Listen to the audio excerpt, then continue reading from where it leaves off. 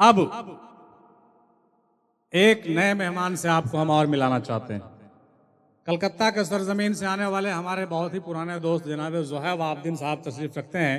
हम चाहेंगे कि सबसे पहले उनसे जो है कुछ गुनगुना करके सुन लिया जाए, क्योंकि बहुत अच्छे नात ख़्वां भी हैं और यूँ तो बहुत अच्छे मुफस्सिर हैं। आप इनको देखिएगा, खुद आज हम इनको आज पहचानने से कासिर रह गए, क्योंकि जब हम लंगर में खाना खा रहे थे, ये मेरे सामने आके खाना खा रहे थे, लेकिन हम इनको पहचान नहीं रहे थे। लेकिन मोबाइल से और व्हाट्सएप से इनसे मेरी 2-3 साल से दोस्ती है। अब देखिए, ऐसा मतलब कहिए कि मतलब बदकिस्मती है कि हम सामने इनको पहचानने अभी कह रहे हैं कि आपके सामने तो खाना खाया हूँ मैं। तो भाई हमको क्या पता, बहुत से लोग मिल जाते हैं, कहाँ खा रहे हैं, किधर बैठे हुए हैं, बहुत से लोग। मैंने कहा कि बहुत से लोगों को मैं पहचान भी नहीं रहा हूँ अभी भी। तो चलिए, ये अल्लाह का करम है और हमारे पीर और मुर्शिद का बहुत बड़ा फैज़ है कि आज दुनिया भर में जो है 1,18,000 हमारे यूट्यूब पे सब्सक्राइबर हैं और वो दूर दराज लोग हमको जानते हैं। ये उनका फजल और करम है, और सिर्फ हमको नहीं जानते बल्कि इनके वजह से हमको जानते हैं। सरकार मेमनद शाह अफजल रहमतुल्लाह अलैह आरिफ बिल्लाह, इनके वजह से हमको जानते हैं। और आप कहते होंगे कि इनके बगल में इनकी तस्वीर क्या है, इनको तो सब जानता है, इनको कौन नहीं जानता। हकीमुल उम्मत हजरत अल्लामा इकबाल रहमतुल्लाह अलैह।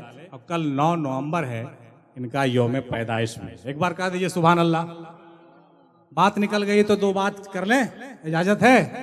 बहुत से लोगों ने हमसे पूछा, एतराज किया कि मियाँ 8 तारीख और 9 तारीख को क्या हुआ है जो जलसा करते हो। हम कहा कि भाई जलसा करने और कॉन्फ्रेंस करने में कोई पाबंदी है तो बोलो। पाबंदी है तो नहीं। दादा मीम हिंदी तो 21 मार्च और 22 मार्च को इज्तिमा पहाड़पुर में करते थे। हम कहा अच्छा, दादा मीम हिंदी तो दादा मीम हिंदी है, उनका तो कोई जोड़ नहीं है, लेकिन वो क्यों पहाड़पुर में करते थे पता है आपको? ना किसी का यौम वसाल, ना किसी का यौम विलादत, लेकिन फिर भी 21 मार्च और 22 मार्च को पहाड़पुर में घने जंगल के बीच में, अगर उस एरिया के कोई होंगे तो हमको सुन रहे होंगे तो जानते होंगे क्यों करते थे। सिर्फ इसलिए कि अल्लाह रसूल का पैगाम, औलिया अल्लाह का पैगाम उन जंगलों के और पहाड़ों के बीच में 2 दिन और 2 रात दिया जा सके। कोई यौम वसाल नहीं, कोई यौम पैदाइश नहीं, लेकिन क्यों? मौसम में जो है बसंत का होता है, उस वक्त जो 21 मार्च और 22 मार्च होता है, हरियाली ही हरियाली होती है, न ज़्यादा गर्मी है, न ज़्यादा बरसात है, न ज़्यादा कुछ है, लोगों को आने जाने में सहूलत हो, बात भी पहुँचे। तो भाई ये बात हमारे जान में भी था कि हम भी 21-22 मार्च रखें, लेकिन हम लोग ठहरे जॉब वाले इंसान। 21 मार्च और 22 मार्च को छुट्टी का कोई संभावना नहीं। मैट्रिक इंटर की परीक्षा, 1 to 8 की परीक्षा, एग्जाम और कॉपी जांचने की ड्यूटी, एक दिन छुट्टी नहीं। भाई तो हम क्या करें, हम लोग भी तो अपना सहूलत देखेंगे कि नहीं। तो ये तमाम चीज़ों को मद्देनजर रखते हुए मैंने नवंबर को सेलेक्ट किया। क्या गुनाह किया भाई, जरा आप ही बताइए, क्या गुनाह किया?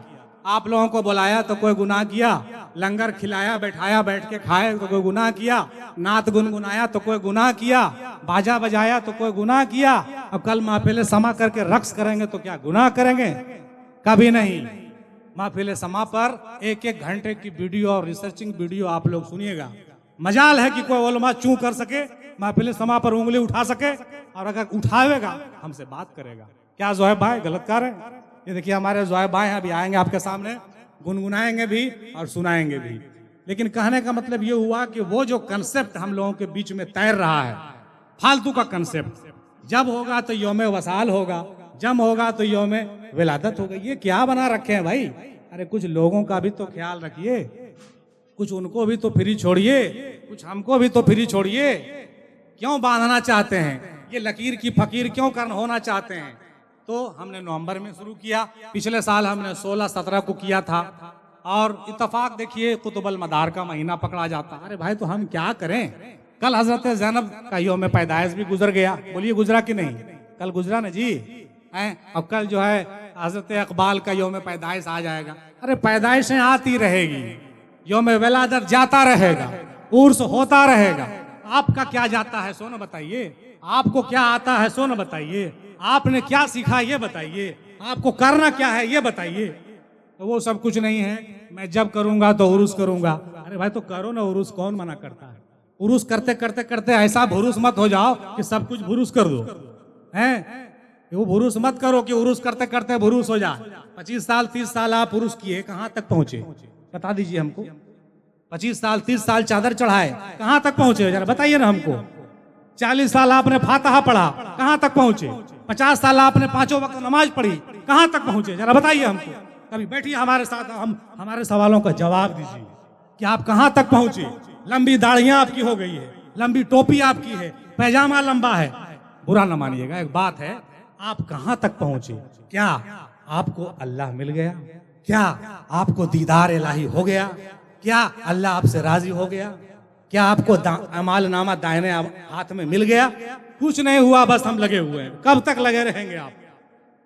कब तक लगे रहेंगे भाई? जरा बैठ के तो सोचिए। हमारी माएँ बहनें सब तशरीफ रखती हैं अल्हम्दुलिल्लाह। आज हमारी मजलिस में वालदा मोहतरमा भी हैं, बड़े फख्र इज्जत के साथ कह रहे हैं। पिछले साल भी थी, लेकिन बदनसीबी हमारी है कि वालिद साहब नहीं है। इंशाअल्लाह अगले साल आएंगे। तो कहने का मतलब ये हुआ कि गलत फहमियों को दिमाग से निकालिए और उस रास्ते को पकड़िए, उस रास्ते पर आइए जहां से कुछ फायदा हो।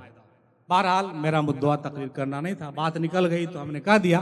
तो हमने इस साल 8-9 को प्रोग्राम रखा है। आज हम लोगों का कॉन्फ्रेंस चलेगा और कल महफिल समा होगा, पूरी रात महफिल समा होगी इंशाअल्लाह ताला। और जो मेहमान आज कम हैं, पता है मेहमान आज कम क्यों हैं? मेहमान इसलिए कम है कि सारे ज्यादातर मेहमान खाना खा के चले गए, क्योंकि हमारे मजलिस में बैठने वाले ज्यादातर लोग महफिल समा के आशिक हैं।